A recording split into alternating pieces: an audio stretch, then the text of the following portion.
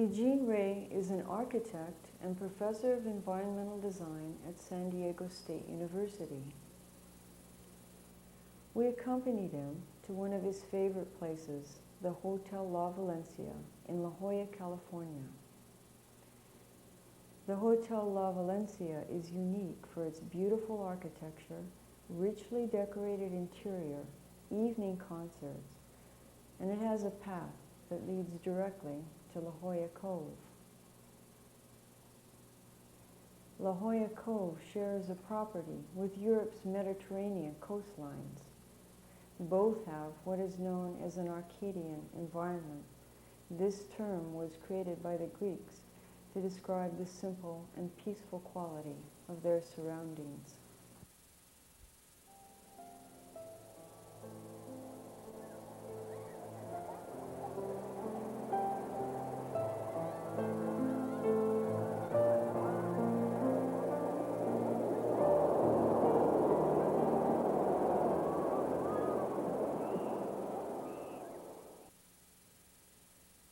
Here we are at the Cove, and I brought out a few of my reference materials that I think would aid our discussion this morning.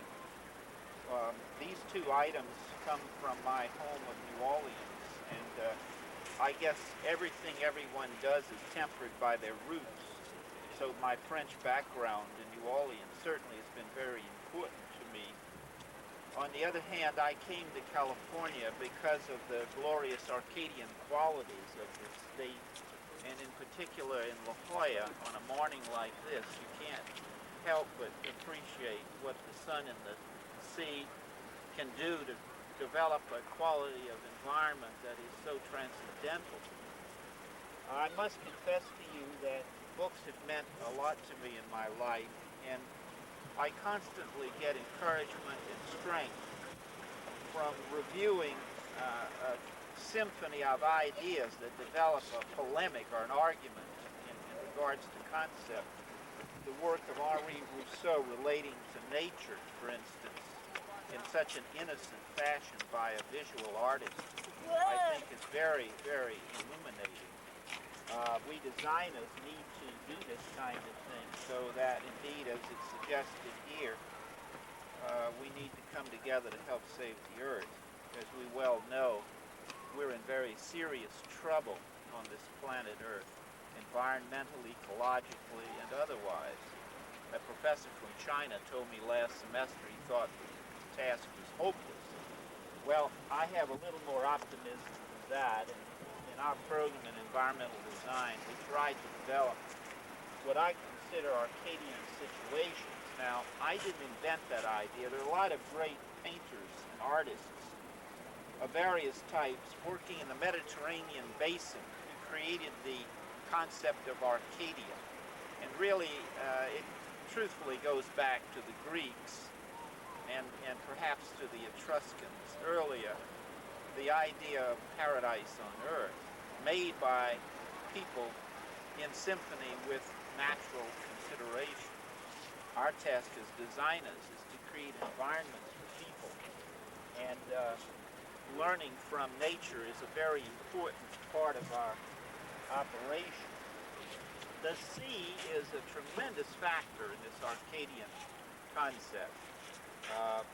Certainly, the Arcadian syndrome grew in the Mediterranean basin.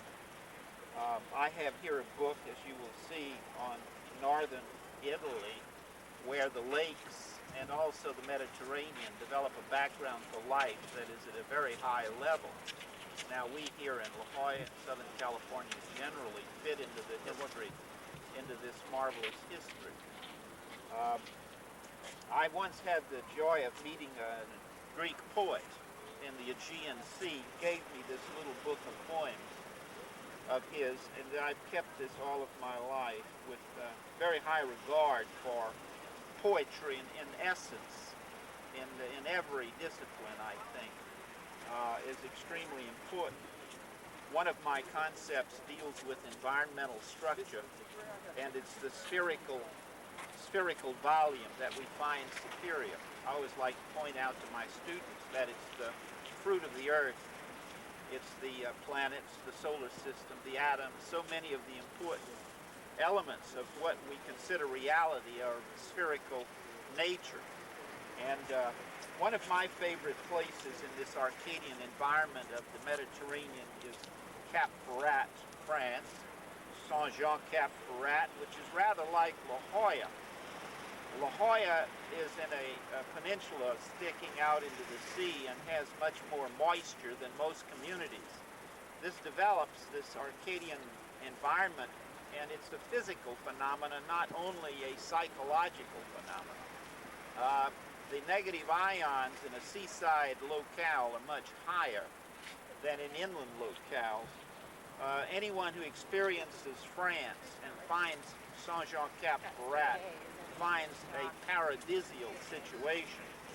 The Italians and the French and the Riviera of southern Europe indeed developed many, many works, I think, in a historical context, very high in cultural regard, that reflect this Arcadian syndrome.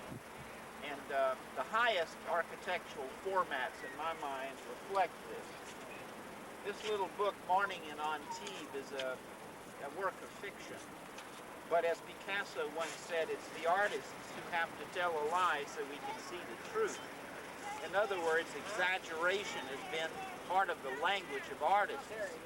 In a sense, in the Arcadian environment here of La Jolla, there is an exaggeration that we designers can learn from in developing formula for life at a very high level. We're very close to the two little bungalows which were built here exactly 100 years ago in 1894, the red bungalows across the bay there. Those two little bungalows, in my mind, symbolize this Arcadian syndrome, which is healthier and affordable. The last American affordable house was the California bungalow, which had more windows. It had verandas, which were porches, so that people could be out of doors, getting this health-giving, life-expanding quality of existence. This last group of books, perhaps, is kind of a summary of all of this. I own a little car which is open, like this one here. Generally, they're called sports cars. They do have a spirited quality, but I think in a more profound sense, they have health-giving qualities. They're affordable. The one that I have is affordable, and my suggestion is we need housing like this. Housing that is affordable, spirited, open, where the sun reaches the individuals, and health-giving generally orientation. Now, food, of course, is very important to healthy situations, but what may be overlooked is water. This book is by a friend of mine who suggests in the book that the reason that people live to be 140 years in some parts of the world is because of the mineral content in the water they drink. And I do believe that water is one of the most important and overlooked commodities that environmental designers can use. We've learned, for instance, that water vortexes are extremely important in relation to the human body. That is, water moving in a kind of a centrifugal fashion. There is a man by the name of John Wilkes who formulated and explored that potential and is still active in the eastern seaboard of this country. Gardens, of course, and garden design are at a very high level in terms of man-made environment nurturing people. And that idea has been part of my concept for the universal spheroid, which is the openable spherical volume residence, where the garden is an extremely intimate part of nurturing life. On a day like this, it is ideal to consider a house that would open up to allow the fresh air, the sun, and generally the nourishment of nature inside. I had the joy of lecturing in Dornach, Switzerland last October at the Rudolf Steiner School, and I have great respect for that man's beginnings of theories for our time. I consider him rather one of the most important figures in the history of environmental design. He was a very comprehensivist thinker. Buckminster Fuller has been that way in our time, and I do try to encourage our students to work in that way, that is, with comprehensivist orientations. I mentioned earlier the affordable automobile and the affordable house. This is a catalog of a small French car, the Citroën 2CV deux Chevaux, which is at one time one of the most affordable cars ever built, and that it could be shipped to your door in a box and assembled by the people themselves. And I'm saying to you, we need housing that way. So there are historical progenitors of much of the thinking that I developed. It was my pleasure 2 years ago to go to the South Pacific, to Tahiti, where indeed in terms of natural existence, life is at a very high level.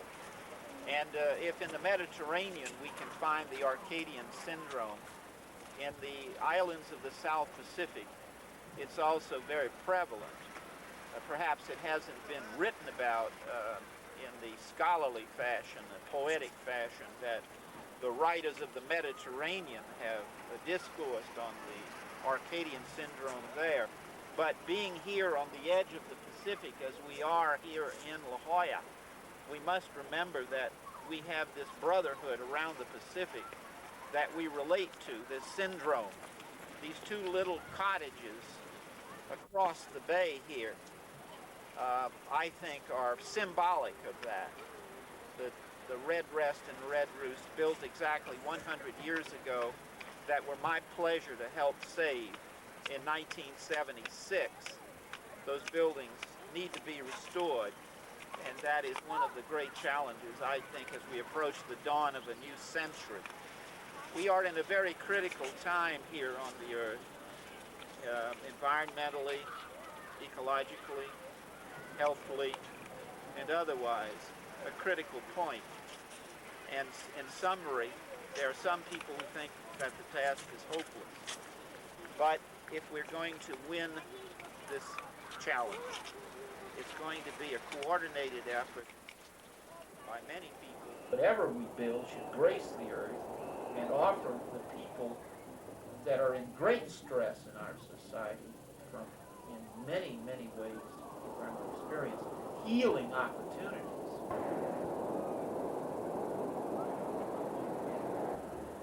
The subject of the presentation, environmental energy, may seem to be unusual in architectural school, but in my mind it reflects on this comprehensivist, holistic orientation that new directions in design should develop. And these two letters that I received over a 10-year period perhaps were symbolic of what I came to conclude. Both of them refer to slides that I submitted to international architectural journals that the editors thought were very special. Now, the reason those slides were special, and I have those here this morning, visuals of those slides, is that color and light were at the heart of this, and previously in architectural circles that wasn't so important. And I came to the conclusion that if you could control the light in an environment, you could control the mood in an environment. And after discovering that, I discovered that all environments are made of energy, and if you know more about that energy, it gives you a greater chance as a designer to develop a better environment.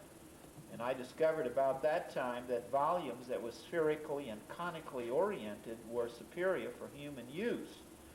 They discovered that in a number of ways. One of the ways was with plants. They found that plants would grow better in environments that were spheres and in cones rather than in boxes or outside even with nothing. So you can see how color and light lead one to volume and energy. And fortunately, the Japanese were nice enough to publish my slides in 1985. So the Italians sent me the first letter, first publication, but the Japanese did the best job. One of the terms that I use to describe this is precious places.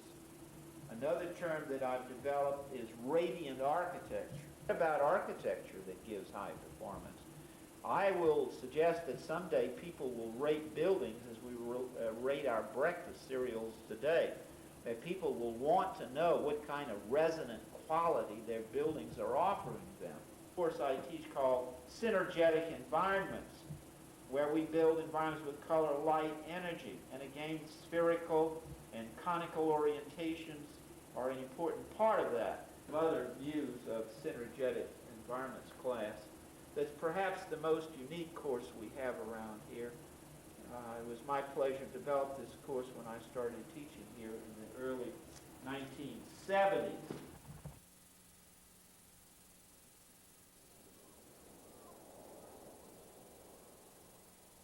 I've always thought at the highest level arts and science merge, perhaps with religion too.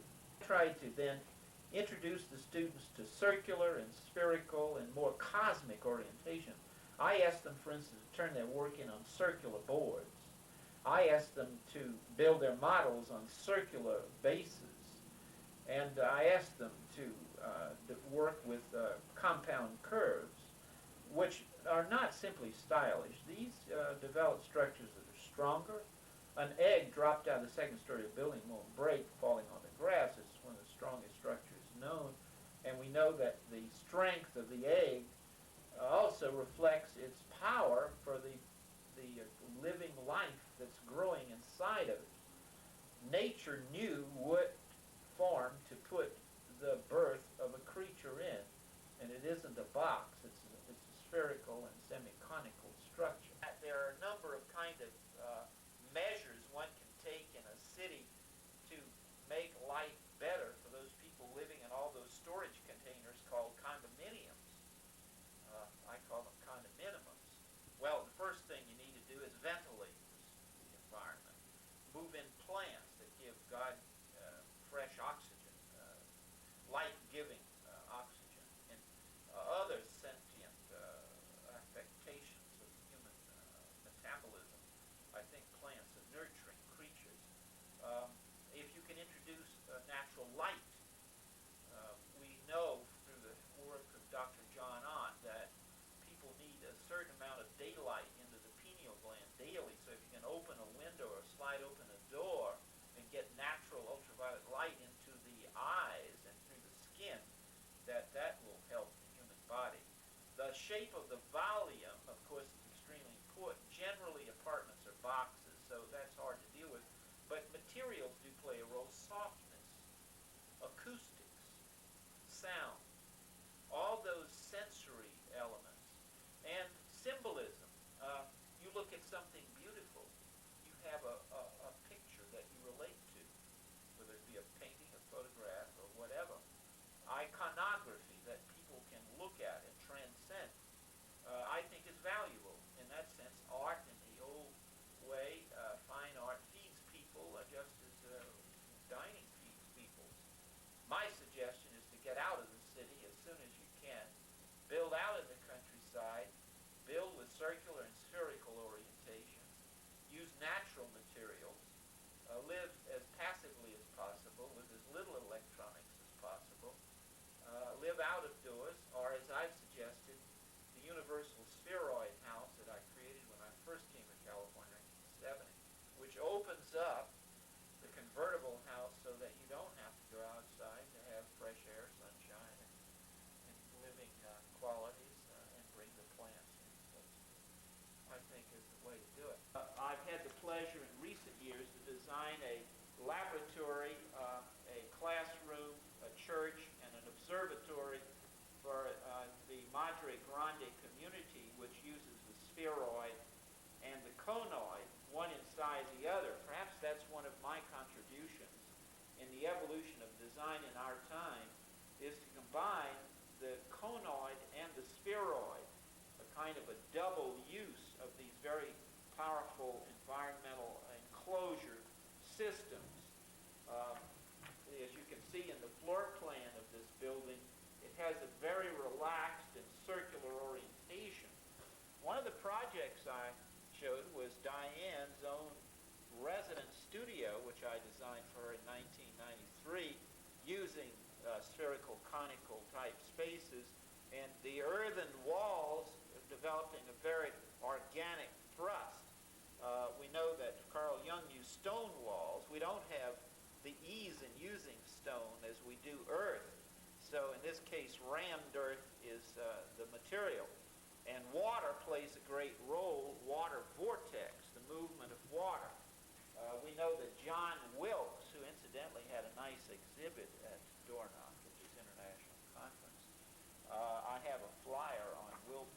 flow forms. This knowledge plays a good role in our environmental program here at San Diego State. Water, of course, is one of the most important commodities that we designers have to work with. Architecture is really something that is a collection of materials, but volume plays a large role. These two drawings and designs that I made, one in 1982 and one in 1991, relate to volumes that are either spherically or conically oriented or both. I call this one the power residence and prototype. This one was done in the United States. The one above was done for the Japanese in an international competition for a house for longer living. My idea is if you're going to live longer and you have to be inside most of your life, then indeed you want to be in conical and spherical environments. Now, I came to this after a great deal of research. I was very pleased to find that Carl Jung came to this conclusion also in his intuitive fashion many years ago when he built his house on Lake Zurich. And that's beautifully written about in his book, Memories, Dreams, and Reflections, in the chapter called The Tower. Intuitively, he developed this round tower in stone with a conical roof. And then later he added the other developments as it grew in a kind of a natural process. He wasn't an architect. He was a brilliant thinker and a person who was able to use intuition.